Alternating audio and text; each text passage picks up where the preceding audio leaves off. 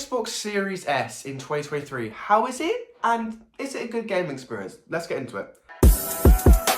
Now, the Xbox Series S has been out for about 3 years now, and it is so nice to see that this thing is still being sold and has not been discontinued by Microsoft, because this is one of the best deals in gaming history. Now, this isn't me being dramatic, I genuinely do believe this. For the price of this console and for what you get, it is a really good deal. And I'd honestly recommend, even if you just haven't watched this whole video yet, go and buy one if you do genuinely just want a game experience that's the next gen sort of feel, and also you play on Xbox, because there is going to be a couple of differences to if you've gone from PlayStation to Xbox, and we'll get into that. So first thing I would definitely say is this console is nowhere near as high spec as the Xbox Series X. You definitely notice that straight away, and definitely against the PS5. This console isn't meant for those type of people though. This is meant for the people that want to sit down, chill, have a comfortable game experience, and they're not going to notice these slight differences. But you're still going to the next generation where all your games are going to be optimized, and it's honestly going to be a really great experience. Now, as you can see here, I have tested Forza Horizon 5 and Fortnite. Now, firstly, let's talk about Forza. Now, as you can see, I'm using a wheel, and that is the main reason why I use this Xbox, is because I've got an Xbox wheel. Now, this console is great. It is small, it is compact, and it fits so nicely into my setup. And I honestly do think that for a driving simulator, this thing will be absolutely fine. Forza Horizon 5 looks fine,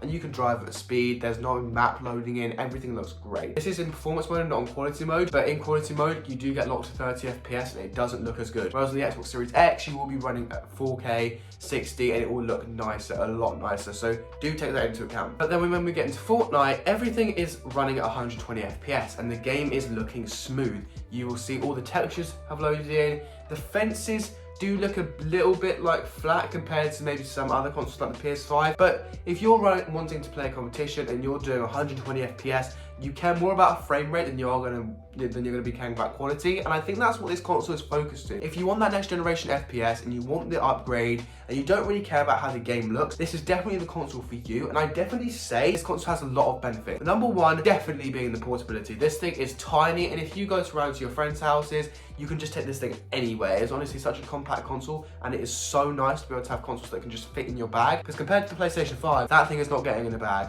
So you definitely are going to notice that if you've gone from a last generation console to this console is tiny, and that is no exaggeration. Up against the PlayStation, it does look tiny. So do take into account that if you travel a lot, you might want to take this into consideration more than maybe an Xbox Series X, because that thing is massive. Now, one downfall I'd say of this console is definitely the controller. Compared to the PlayStation, it is just nowhere near as good, and it is honestly quite sad to see, because I love this style controller. I love having the Joy-Cons each side, but there is just no haptic feedback in the triggers. The controller is actually quite tiny itself compared to the PlayStation 5. That controller is perfect, and that fits so nicely in the hand that they've definitely taken that extra step than compared to Microsoft. So I definitely say that there's just little things that Microsoft haven't done that is definitely noticeable. Now, one thing I would say that is a massive perk is Xbox Game Pass. Now, if you're like me, I like using Xbox Game Pass because I don't have to pay for any games, and if you're sharing someone's Xbox home, you basically get the whole Game Pass library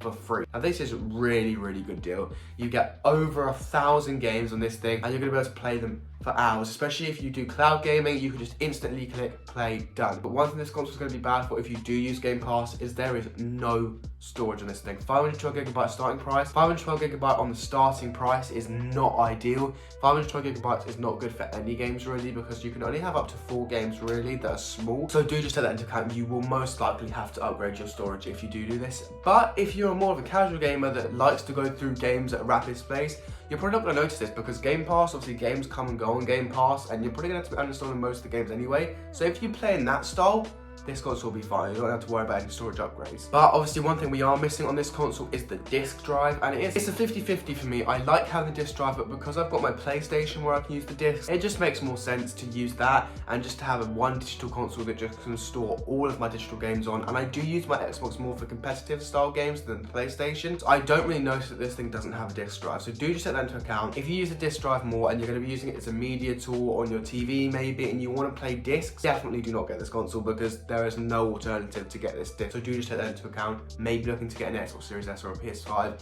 if you want a disc drive. But my final thoughts, I'd say in 2023, this thing is obviously an amazing deal, and with the Black Edition that's just come out, that was 1TB, it's definitely a toss-up, because PlayStation 5 digital version is so close in price to this, and you get so much more for your price. For that $100, you definitely get a better experience on the PlayStation, you get a high quality experience, but obviously with the Xbox, it's portable, it's tiny, it is $100 less, and if you do like Xboxes, this is still a great option, don't be wrong, but you are going to notice that the quality isn't as amazing, and obviously you can't run 4K at 120 FPS, so do take that into account.